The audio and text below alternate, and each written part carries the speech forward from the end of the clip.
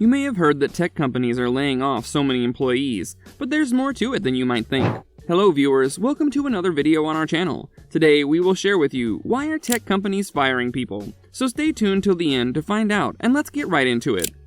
Every week seems to bring a new round of layoffs in the tech sector. It started earlier in the year with smaller growth companies who need to keep a close eye on their ongoing spend, and has now extended to the behemoths of the industry like Meta and Amazon. In late November, it's been reported that Amazon is planning to lay off a massive 10,000 employees. This comes off the back of Meta letting go 11,000 workers last week, and Elon Musk running a continuous revolving door over at Twitter. But why is this happening? Why are so many companies in the tech sector, even ones still generating big profits, laying off so many people? Here are a few reasons as to why. Number 6. Ingrained mentality that layoffs increase profitability. Experts at Knowledge at Wharton point to an ingrained mentality in most companies that equate layoffs with profitability, regardless of economic conditions. In an uncertain economy, layoffs are the purported cure. But even if the economy is doing well, companies still use layoffs as an excuse to improve profits. While there seems to be no evidence that layoffs work, it has become the short-term go-to strategy. Sadly, employees have to take the fall. You can stay productive if you're one of those impacted by this layoff culture. Consider taking time off or upskilling. Plan and organize your next steps before you apply to your next company. Number 5. Signs of a mature industry.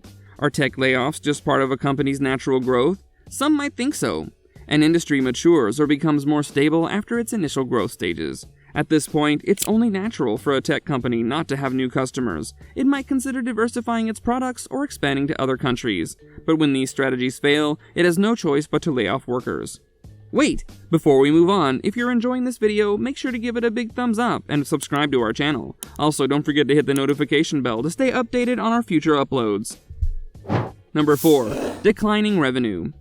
If you're following the Twitter saga, you might have caught Musk's November 4 tweet blaming activists for Twitter's massive drop in revenue. His rant came a day after he laid off thousands of employees following a $44 billion acquisition. However, Lou Pascalis, who serves on the advisory council on Twitter, tweeted a clarification on the same thread. He responded that advertisers were concerned about brand safety or suitability after Musk fired 75% of its moderation team. Regardless of why revenues went down, Reuters says that Twitter is in trouble with a massive $13 billion debt. Clear skies seem far off for the blue bird, as talks of more layoffs make the rounds. In a midnight email, we're not surprised if users are searching for Twitter alternatives worth considering. Number 3. Pressure from investors.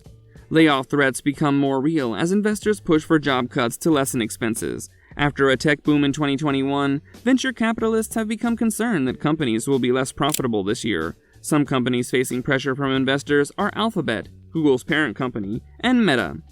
CNBC reports that an investor from TCI Fund Management, one of Alphabet's shareholders, called on the company to take aggressive action and reduce headcount.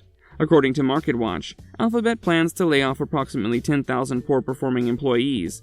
Meanwhile, Altimeter Capital CEO Brad Gerstner made similar calls to Meta. In an open letter to Mark Zuckerberg written on October 24, 2022, the Meta shareholder criticized the company for drifting into the land of excess. Citing hard-hitting stats, Gerstner emphasized the need for Meta to get its mojo back, reduce employees, and lessen expenses. It looks like the letter worked. On November 9, Meta posted Zuckerberg's decision to let go of 11,000 employees. Number 2. Decrease in e-commerce activity. The pandemic drove many businesses online as they adapted to lockdowns. You might remember staying home all day in your pajamas while wearing tops more appropriate for the office for your Zoom meetings.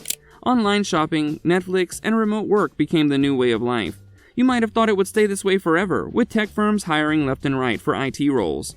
Some tech firms embraced online work, with a few high-rated companies on Glassdoor offering fully remote or hybrid work. But not everyone was eager for the metaverse to happen so suddenly. Some companies demanded that employees troop back to their cubicles full-time, and tips for a successful return to the office proliferated on the internet. Consumers emerged from lockdowns as well, and online spending decreased. Number 1. Economic uncertainty.